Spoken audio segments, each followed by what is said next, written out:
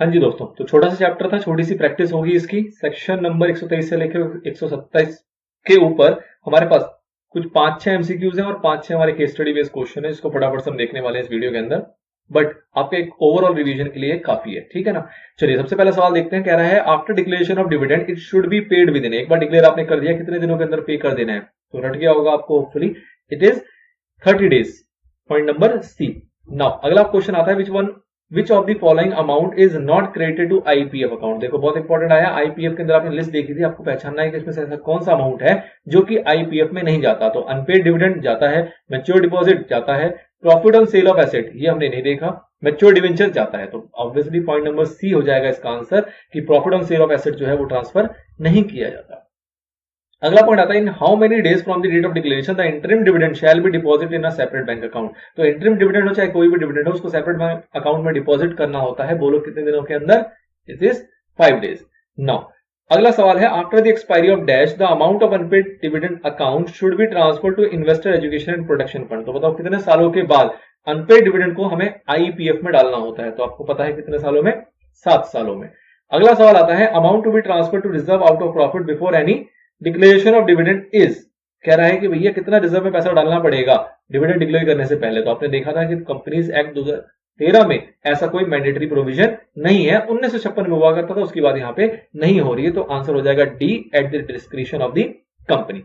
अगला सवाल और लास्ट सवाल एमसीक्यू का आता है, वो कह रहा है if declare dividend has not been paid और warrant in respect of thereof has not been posted within 30 days from the date of declaration to any entitled shareholder, the company shall be liable to pay simple interest at a rate of -% per annum during the period for which such default continues। तो ये देखो दो चीजों को ध्यान रखना है आपको। वैसे तो यहाँ 12% दिया नहीं, 12% देता तो कंफ्यूजन हो जाती। इस पूरे चैप्टर हमने दो रेट देखे, एक 12% एक 18%। 12% था जहां पे कि ट्रांसफर की बात कर रहा था, और 18% था जहां पे 30 दिन में पेमेंट की बात कर रहा था, जो कि सेक्शन नंबर 127 के अंदर आपने देखा था। तो वहां पे देखा था कि कंपनी के ऊपर जो लायबिलिटी आती है वो ये आती है कि 18% के हिसाब से उसको सिंपल इंटरेस्ट के बेसिस पे इंटरेस्ट पे करना पड़ेगा अगर वो 30 दिनों के अंदर पेमेंट नहीं कर पाते तो। चलिए, तो ये थे आपके कुछ एमसीक्यूज। अब कुछ सवाल देख लेते हैं। सबसे पहला सवाल आया है यहाँ पे, ये कह रहा है the annual general meeting of ABC bakers limited held on 30th May 2019 declare a dividend at a rate of 30% payable on its paid up equity share capital as recommended by board of directors. However, the company was unable to post the dividend warrant to Mr. Ranjan. Dividend warrant नहीं दे पाई, ठीक है जी। An equity shareholder up to 25th July, 25 जुलाई तक नहीं दे पाए, बहुत गलत बात है। मिस्टर रंजन ने फाइल कर दिया suit against the company for the payment of dividend along with interest. कह रहा जी 20% का ब्याज। तो ये तो ज्यादा हो गया, ये तो शेयर होल्डर ज्यादा भावी हो गया। For the period of default decide in light of the provision of Companies Act 2013 whether Mr. Ranjan would succeed। क्या Mr. Ranjan जीत पाएंगे? Also state the director's liability in regard under the act। Director की liability बताना है। तो basically section 127 की बात कर रहा है, जहां पे इन्होंने 30 दिन के अंदर ना ही पेमेंट करी, ना ही उन्होंने जो डिविडेंड वारंट था वो पोस्ट किया। चलिए जी, तो सेक्शन 127 की आप पूरी प्रोविजन लिखोगे। डायरेक्टर है 2 साल की पनिशमेंट लिखोगे, 1000 रुपए पर डे के हिसाब से पेनल्टी लिखोगे, और कंपनी की बात करें तो 18% उसको सिंपल इंटरेस्ट वो पे करेगा। 20% ये कह रहा है, ये कंडीशन इस भाई साहब की रॉन्ग है। 20% नहीं मिलेगा, मिलेगा सिर्फ और सिर्फ 18%, जो कि कंपनी एक्ट हमारा अलाउ करता है। ओके, क्वेश्चन नंबर 2 आता है the board of directors of future fashions limited at its meeting recommended a dividend on it's paid up equity share capital which was later on approved by the share holder at the annual general meeting. In the meantime, the directors at another meeting of the board decided by passing a board resolution to divert the total dividend to be paid to the shareholders for the purchase of certain short-term investment in the name of the company. As a result, dividend was paid to shareholder after 45 days। मतलब क्या हुआ, इन्होंने पहले recommend किया, फिर वो approve हो गया, फिर अप्रूव करने के बाद इन्होंने बोर्ड मीटिंग करी, उसमें डिसाइड कर लिया कि भैया इस पैसे को ना फिलहाल रोक लेते हैं और इस पैसे से कोई इन्वेस्टमेंट कर लेते हैं शॉर्ट टर्म का, और इसकी वजह से डिविडेंड जो हमने दिया वो 45 दिन के बाद दिया, मतलब डिले हो गया उसके अंदर। Examine the provision of the company act 2013 state whether the act of the director is in violation of the provision act. बिल्कुल भैया, बहुत पाप किया उन्होंने तो। And if so state the consequences that shell follow for the above violative act. तो आपको पूरा यहाँ पे क्या लिखना पड़ेगा? पहले तो आप टाइम लिमिट के बारे में चर्चाएं बताओगे, ठीक है, मतलब 123 की थोड़ी सी बातें करोगे, क्या टाइम लिमिट वगैरह होती है, फिर अनपेड डिविडेंड अमाउंट की थोड़ी सी बात करोगे, फिर एट द एंड आपको 127 बताना है बेसिकली। मतलब आप चाहो तो 127 बता के भी छोड़ सकते हो। जनरली इस टाइप के सवाल को ना आपको देखना होता है कि कितने मार्क्स का क्वेश्चन है। सपोज करते हैं थोड़ा सा 5 से 6 मार्क्स का क्वेश्चन होगा, तो कोशिश करो कि 123 के थोड़े प्रोविजन डाल दो, 124 के थोड़े प्रोविजन डाल दो जो कि टाइम लिमिट से रिलेटेड है, और एट द एंड 127 के हिसाब से फैसला सुना दो कि भैया क्या क्या पाप किए हैं और उसको कैसे कैसे धोया जाएगा, मतलब क्या क्या उस पर पनिशमेंट लगेगी। ठीक है, चलिए अगला सवाल। अच्छा यही चल रहा है, इन्होंने अच्छा खासा आंसर लिख दिया, मतलब बेसिकली सारे प्रोविजन इन्होंने यहाँ पे डाल दिए हैं, एट द एंड कॉन्सिक्वेंसेज लिखे हैं। ओके क्वेश्चन नंबर 3 आता है, referring to the provision of company 2013 examine the validity of the following. क्या वैलिडिटी देखनी है जी? कह रहा है the board of directors of ABC tractor limited propose to declare dividend at a rate of 20% to the equity share holders despite the fact that company has defaulted in repayment of public deposit accepted before the commitment of this act, section number 74। अच्छा जी 74 में इन्होंने गुनाह किया और कह रहे हैं जी dividend देंगे 20%, दे पाएंगे क्या? तो सेक्शन 123 का आपका क्लॉज नंबर 6 था जो कि प्रोहिबिशंस के ऊपर था, जिसके अंदर दो प्रोहिबिशंस थी, एक ओबीसी के ऊपर, दूसरा डिफॉल्टिंग कंपनी। डिफॉल्टिंग कंपनी कौन सी थी? सेक्शन 73 और सेक्शन 74 वाली। तो ऑब्वियस सी बात है ये पाप कर रहे हैं, ये नहीं कर सकते, वैलिड नहीं है। अगला question number 4, star computers limited declared and paid dividend in time to all its equity share for the financial year 18-19 except in the following two cases. कह रहा है जी सबको दे दिया, इन दोनों को नहीं दे पाए, क्यों? Mrs Sheila Bhatt, holding 250 shares, had mandated the company to directly deposit the dividend account in her bank account. उन्होंने mandate दे दिया था कि भैया पैसे मेरे बैंक अकाउंट में आ जाने चाहिए। The company accordingly remitted the dividend, but bank ने रिटर्न कर दिया the payment on the ground that there is a difference in surname of the pay in the bank record. Bank record के हिसाब से difference आ रहा है surname के अंदर। Company however did not inform Mrs. Sheila Bhatt about the discrepancies. गलत हो गया ना, इन्फॉर्म करना चाहिए था, आपने इन्फॉर्म नहीं किया, तो अब आप एक्सेप्शन नहीं मिलेगा 127 का जो कि था, यहाँ पे मिल सकता था अगर आपने इन्फॉर्म कर दिया होता तो।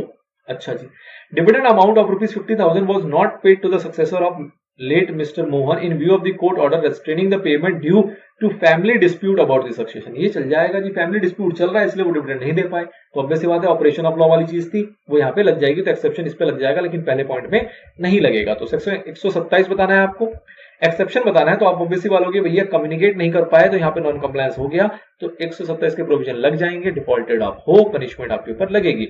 लेकिन अगले वाले में आपका ऑपरेशन ऑफ लॉ लग गया, तो यहाँ पे आप ऑफेंस नहीं है, आप बच गए यहाँ पे।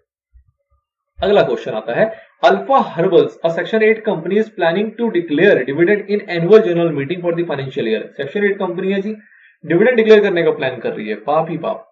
Mister Chopra is holding 800 equity shares as on date, state whether the act of the company is according to the provision of company act 2013। तो सेक्शन 8 सब सेक्शन 1 की आप बातें चीखोगे, बोलोगे कि भैया इनका जो ऑब्जेक्ट था वो ऑब्जेक्ट ये था कि ये सोशल वेलफेयर टाइप की एक्टिविटीज जो बताई गई हैं उनके ऊपर काम करेंगे और फिर कुछ प्रॉफिट होगा भी तो उसको यूटिलाइज करेंगे अपने ऑब्जेक्ट को पूरा करने के लिए, ना कि डिविडेंड डिस्ट्रीब्यूट करेंगे। तो अगर ये ऐसा कर रहे हैं, ऐसा डिक्लेयर करना चाह रहे हैं, तो ये वायलेट कर रहे हैं सेक्शन नंबर 8 को as well as section number 123 sub section 6 को। ठीक है, चलिए जी अगला सवाल आता है, YZ Medical Instrument Limited is a manufacturing company and has proposed a dividend 10% for the year 18-19 out of profit of current year. The company has earned profit 910 crores, 910 crores during 18-19. The company does not intend to transfer any amount to general reserve. मत कर भाई, कौन कह रहा है करने को? कह रहा है कि भैया ये ट्रांसफर नहीं करना चाहता जनरल रिजर्व में, मत करो। Is YZ Medical Instrument Limited allowed to do so? क्या ऐसा कर सकते हैं? बिल्कुल कर सकते हैं जी, ट्रांसफर करना मैंडेटरी नहीं है। सेक्शन 123 का रेफरेंस देते हुए आप लिख दोगे सारी कहानी। आगे, करण एक होल्डर है 50,000 इक्विटी शेयर्स का, 100 रुपीज के एक शेयर है, of Messrs Rachit leather shoes limited did not पे फाइनल कॉल ऑफ ₹10 पर शेयर। 5,000 शेयर है, 10 रुपए के हिसाब से इसने 50,000 रुपए कंपनी को नहीं दे रखा, अरियर है। Messrs Rachit leather shoes limited declare dividend of 10%, उन्होंने 10% का डिविडेंड डिक्लेयर किया। Examine whether reference to relevant provision of the company the amount of dividend Karan should receive. कह रहा है जी कितना डिविडेंड मिलेगा करण को, उसको आप कितना डिविडेंड दोगे। अब देखो इस क्वेश्चन में ना बहुत बड़ा फ्लॉ है और बहुत बड़ी कंफ्यूजन है। क्या है, आपने इस चैप्टर के अंदर दो चीजें पढ़ी, एक पढ़ा कि भैया अगर किसी ने पेमेंट ना दिया हो ना तो उसको प्रोपोर्शनेट ही देते हैं। प्रोपोर्शनेट देने का मतलब क्या हुआ, इसने 10% हमें 10 रुपए नहीं दिए, 100 रुपए में 10 रुपए इसने नहीं दिए, 90 रुपए दिए। तो आप बोलोगे 5,000 शेयर्स इंटू में 90 रुपीज हमारे पास आए हैं, 5,000 शेयर्स इंटू में 10 रुपीज हमारे पास नहीं आए, तो 5,000 शेयर्स इंटू में 90 बनेगा आपका कितना, 4,50,000 रुपए, और 10% का डिविडेंड देना तो डिविडेंड कितना मिलना चाहिए, 45,000 रुपए। फिर आप बोलोगे कि भैया यहाँ पे क्या किया जा सकता है, एडजस्टमेंट किया जा सकता है। एडजस्टमेंट का मतलब कि एग्जाम्पशन मिली हुई है कि भैया अगर किसी का ड्यूज होता है तो उससे एडजस्ट किया जा सकता है डिविडेंड को, तो 45,000 रुपए को आप 50,000 रुपए से एडजस्ट कर लोगे और बोलोगे कि भैया 5 और वो उधारी रह गए वो बाद में काट लेंगे। ये एक जनरल आपके माइंड में आ रहा होगा मेरे ख्याल से, नहीं आ रहा तो दूसरा ये आ सकता है कि भैया उसको छोड़ो ना प्रोपोर्शनेट वाला, सीधा बोलो 50,000 सॉरी 5,000 इंटू में 10 50,000 नहीं दिए और 5 लाख के ऊपर 10% का डिविडेंड, ये भी 50,000 रुपए 50-50 एडजस्ट हो जाएगा, कोई डिविडेंड नहीं जाएगा, बात खत्म। ये आंसर में लिखा है। लेकिन अब दिक्कत क्या है, आंसर में क्यों लिखा है वो समझो। क्योंकि जब आपने प्रोपोर्शनेट वाली चीज देखी थी तो वहां पे देखा था कि भैया आर्टिकल भी ऑथराइज करेगा तो कंपनी क्या कर सकती है, प्रोपोर्शनेट डिविडेंड दे सकती है। बट अगर आर्टिकल की बात ना हो, आर्टिकल ने ऑथराइज नहीं कर रखा हो, तो प्रोपोर्शनेट डिविडेंड का मुद्दा नहीं उठता। अब आपको इस सवाल के अंदर मेरे हिसाब से दोनों पॉइंट डालने चाहिए जो इन्होंने आंसर में नहीं डाला। इन्होंने आंसर में बस ये लिख के छोड़ दिया कि भैया कोई ऑफेंस नहीं है इसके अंदर, वो चाहे तो ड्यूज से उसको एडजस्ट कर सकते हैं और उसके अंदर कोई दिक्कत नहीं है। तो यहाँ पे 50,000 बनते हैं, 50,000 बनते हैं, मतलब 50,000 का अनपेड अमाउंट था, 50,000 का डिविडेंड का अमाउंट था, उन्होंने एडजस्ट कर लिया, बात खत्म हो गई। लेकिन मेरे हिसाब से आप इसके अंदर ये वाला पॉइंट भी डालोगे जब आप आंसर लिखोगे इसके ऊपर, क्या कि अगर आर्टिकल इनको ऑथराइज किया होता तो ये डिविडेंड ही नहीं देते इतना। मतलब जो डिविडेंड पे आउट की इन्होंने कैलकुलेशन करके दिखाई है वही गलत है। अगर आर्टिकल ऑथराइज करेगा तो डिविडेंड प्रोपोर्शनेट दिया जाएगा, जितना पेड अप होता है उसी के प्रोपोर्शन में दिया जाता है। पेड अप हमारा 4.5 लाख रुपए, तो प्रमोशन के हिसाब से 45,000 रुपए डिविडेंड आएंगे और उसके अकॉर्डिंग 50 से एडजस्ट करेंगे, 5,000 का उनका अरियर अभी और बचा हुआ रह जाएगा। तो मेरे हिसाब से जब आप इसका आंसर लिखो तो दोनों व्यूज को लिखना जरूरी है, या इसके ऊपर एटलीस्ट नोट लिखना जरूरी है, तब जाके आंसर कंप्लीट होता है। ऑल्दो इन्होंने यहाँ पे नहीं डाला हुआ, वो कोई बात नहीं है, ठीक है, ये तो लिखना ही है, बट एक सेकंड व्यू भी आपको लेके चलना है जो कि मेरे हिसाब से जरूरी है। चलिए, तो अब अगर मैं कंक्लूड करूं तो मैं एक कह सकता हूं कि आपने क्या क्या पढ़ लिया। आपने पूरे 123 से लेके 123 से पहले बेसिक्स देखे, 123 से लेके आपने 127 तक देखा। अलॉन्ग विद दैट आपने एमसीक्यू की प्रैक्टिस की और थोड़ी सी प्रैक्टिस की आपने क्वेश्चन आंसर की। इस तरीके से आपका चैप्टर नंबर 8 जो है वो पूरा का पूरा कंपाइल होते हुए खत्म हो जाता है। आई होप आपको चीजें समझ में आ रही होंगी और आनी भी चाहिए।